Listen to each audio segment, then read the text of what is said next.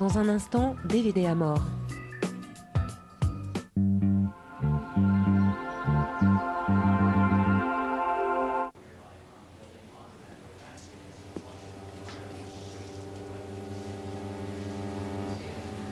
Are you feeling lonely?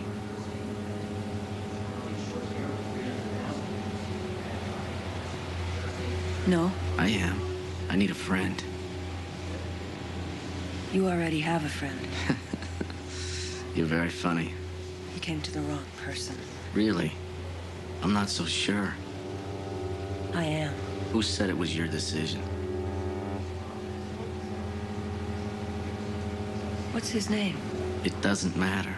I prefer him. He's better looking than you. That doesn't bother me. Really? Would you let him go first?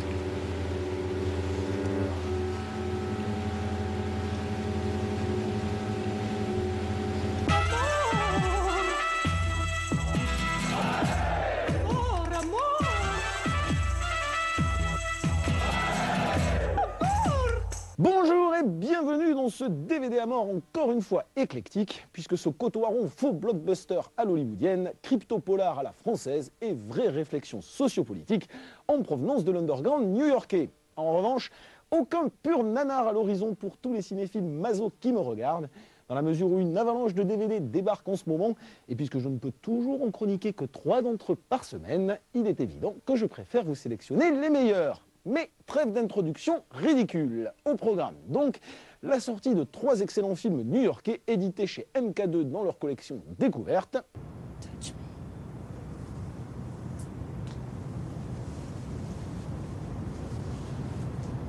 me. See, I really missed you. It'll be 500 this time, okay? 500. Yeah. Un polar comique à la française, objet de culte absolument intouchable, qui vient de sortir dans une édition collector. Quand ça change, ça change. Faut jamais se laisser démonter. Vous croyez qu'ils oseraient venir ici? Les cons, ça ose tout. C'est même à ça qu'on les reconnaît. Et enfin, un très bon film d'espionnage caché sous le vernis racoleur du film d'action hollywoodien et réalisé par un ancien tâcheron cosmique. Every building, every room, every situation, a snapshot. I'm sitting here talking to you. I'm also checking the room, memorizing the people, what they're wearing. Then I ask the question, what's wrong with this picture? Anything suspect? You gotta see it, assess it, and dismiss most of it without looking, without thinking.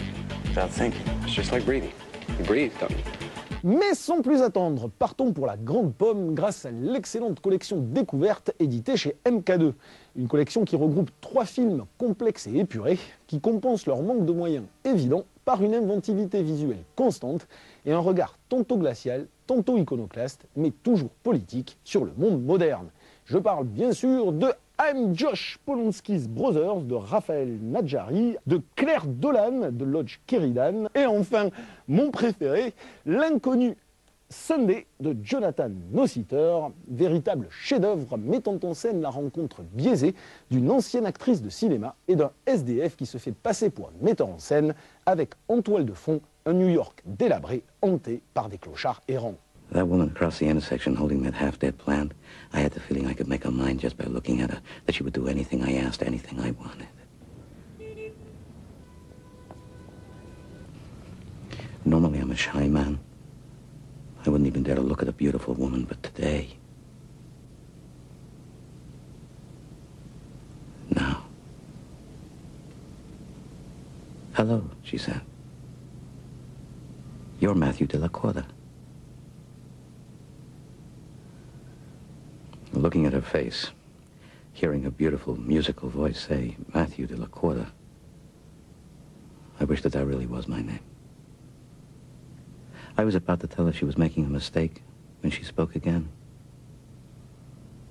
My name's Madeline. Madeline. Lucky Matthew de la Corda, I thought. That this lady should care so much that he'd remember her. Well, she stared up at me with... At de la Corda, I should say. With her blue eyes wide open, wanting him to remember her. I I waited before I answered. So I wanted to hang on for as long as I could.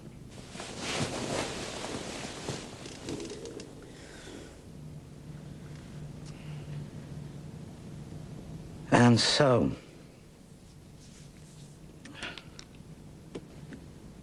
pouring herself another glass of wine, this lady looked at me and said, "Tell me a story, Mr. Della Corte."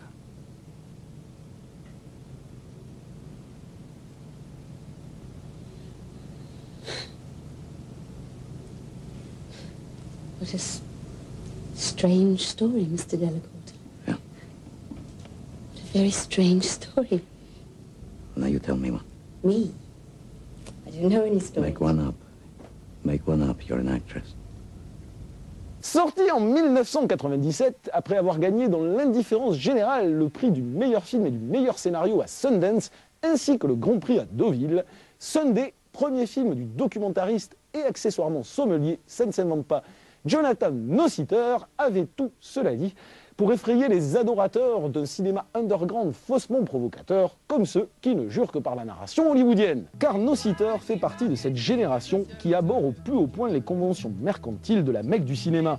Pour preuve, lui qui fut larbin sur le plateau de Liaison Fatale, envoya chier le réalisateur Adrian Lyne, qui, étonné de sa verve contestataire, le propulsa directement assistant réalisateur. Début de carrière hautement ironique, pour un jeune metteur en scène qui ne peut concevoir sa fiction en dehors d'une quête de vérité propre au documentaire. À travers un récit mêlant jusqu'au vertige la rencontre symbolique de deux quadragénaires qui ont besoin de se mentir pour se sentir exister, et la réalité d'une société moderne où les clochards hantent les rues comme fantômes culpabilisateurs d'une marketisation du monde, Nossiter nous offre un film d'une maîtrise absolue où tous les rouages du langage cinématographique sont exploités pour mieux en révéler les connotations et où seule l'émotion suscitée par autant de pertes de repères émerge en un acte de foi absolu en l'homme, lui qui n'est désormais qu'un pion parmi d'autres, écrasé sous le poids d'un monde à la dérive. Bref, une œuvre indispensable, à l'instar de I'm Josh Polanski's Brothers de Raphaël Nadjari et de Claire Dolan de Lodge Kerrigan, réalisateur tétanisant de Clean Shaven qui suit le parcours terrible d'une prostituée prisonnière de son travail. A noter bien sûr que ces DVD ne contiennent aucun bonus, mais chacun d'eux est brillamment présenté par le critique de cinéma Thierry Jousse.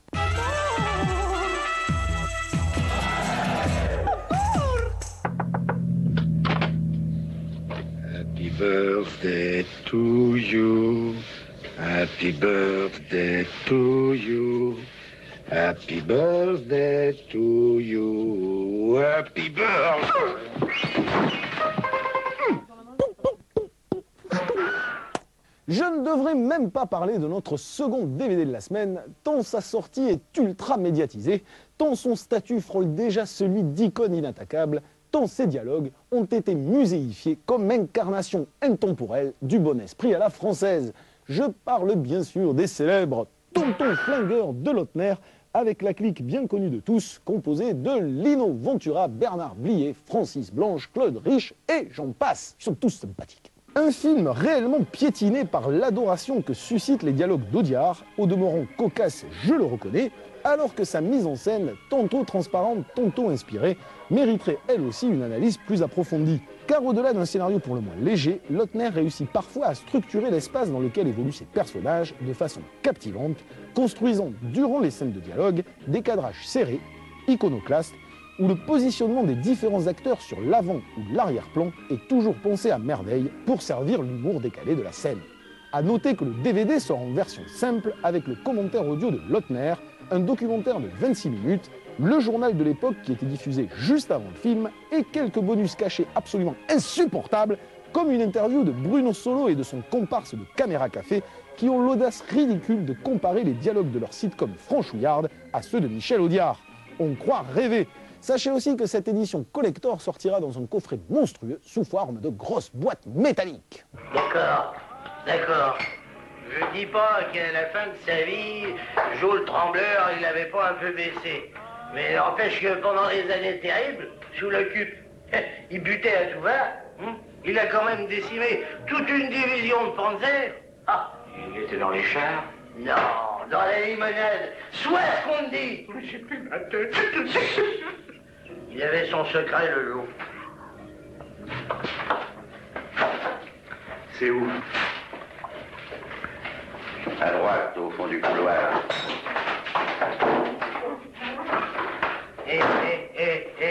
50 kilos de patates, un sac de sueur de bois, il te sortait 25 litres de 3 étoiles à l'alambic. Un vrai magicien, le loup.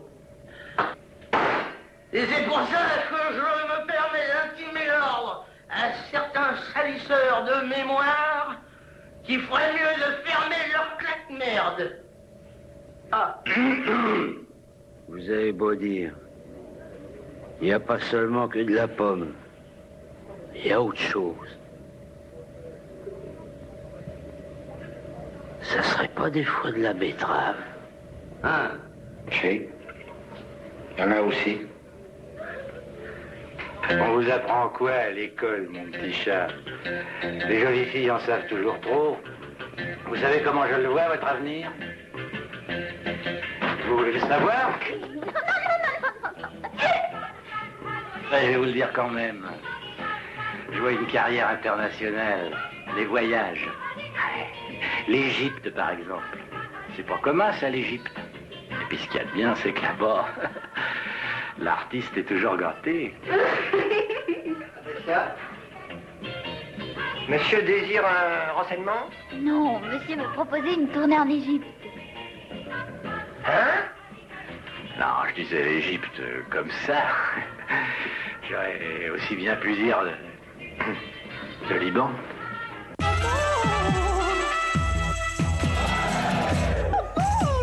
Et pour finir, je ne vous présenterai pas le sempiternel nanar de la semaine. Pourtant, Dieu sait que Spy Game de Tony Scott avec l'inénarrable Robert Redford et le bellâtre Brad Pitt avait tout pour être une grosse bouse bien lamentable. Mais c'en est pas une. Le tâcheron responsable de Top Gun et du flic de Beverly Hills 2 aux commandes, deux Playboy pour midinette esselés en tête d'affiche et un script écrit par le scénariste du pathétique Sniper et du non moins pourri Prince Vaillant.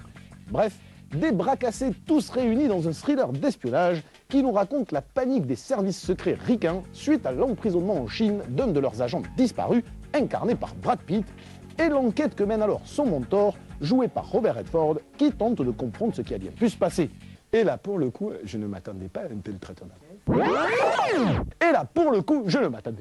traitement.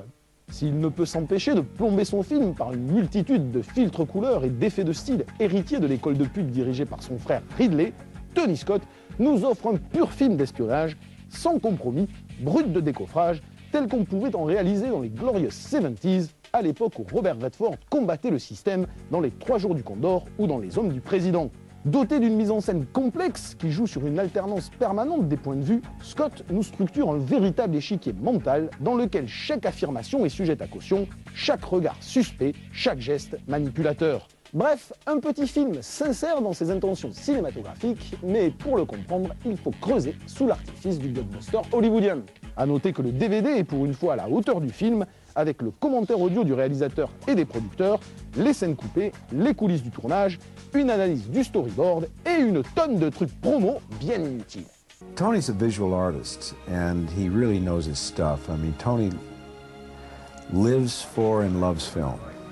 And the way that translates to the work is with this kind of fierce, focused energy that I quite enjoyed. And the contribution that maybe we could both make to the process, I think, was well complemented. Bob, being a director, was in a very different director to me.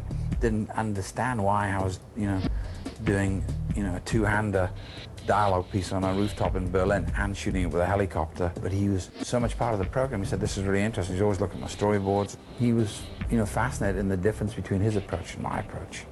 He was really intrigued by this piece, being able to combine the sort of the thinking man's game with the action game.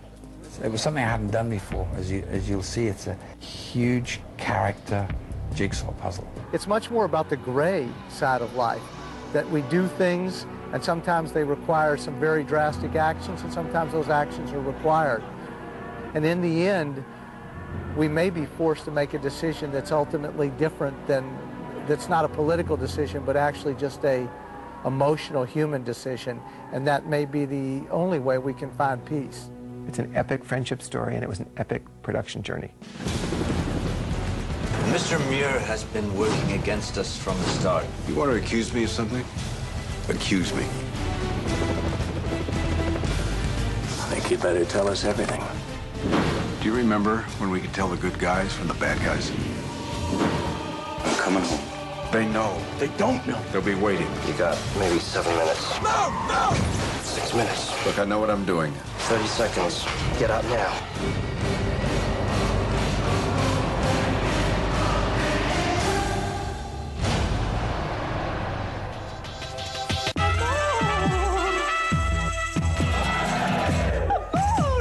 Voilà, DVD à mort, c'est terminé. Passe-moi le DVD, mon petit gars, et une pomme.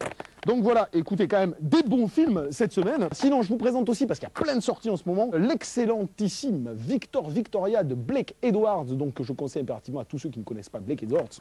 Un truc, je ne sais pas ce que c'est Reine d'un jour, mais en général, quand je vois marqué Jeanne Birkin, Sergi Lopez, Clémentine Célarier, Melville Poupeau, j'ai tendance à fuir. Et enfin, alors ça c'est la petite surprise, je ne connaissais pas du tout, Ginger Snaps, qui a visiblement eu un prix au festival de Gérardmer, donc film fantastique avec des loups-garous. Le type a visiblement zéro moyen pour faire son film, d'où un monstre en plastique absolument horrible.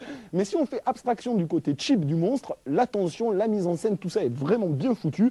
Et ça faisait longtemps que j'avais pas vu un petit film fantastique aussi intéressant. Sur ce, à la semaine prochaine. Je ne vous dis pas sur Allociné Info parce qu'il paraît qu'on regarde mon émission sur Ciné Cinéma Afrique. Donc pour une fois, je vais dire à mes potes de Dakar, Ouagadougou et Tutti Quanti, les mecs, c'est super cool, regardez des DVD, regardez des DVD à mort. À la semaine prochaine. J'ai oublié un truc super important, le mot de la fin pour un des plus grands acteurs français qui ait jamais existé depuis un siècle. Non, c'est le plus grand acteur français, à la fois vif, courageux, intelligent et qui nous fait une réflexion absolument magnifique sur les Tontons Flingueurs.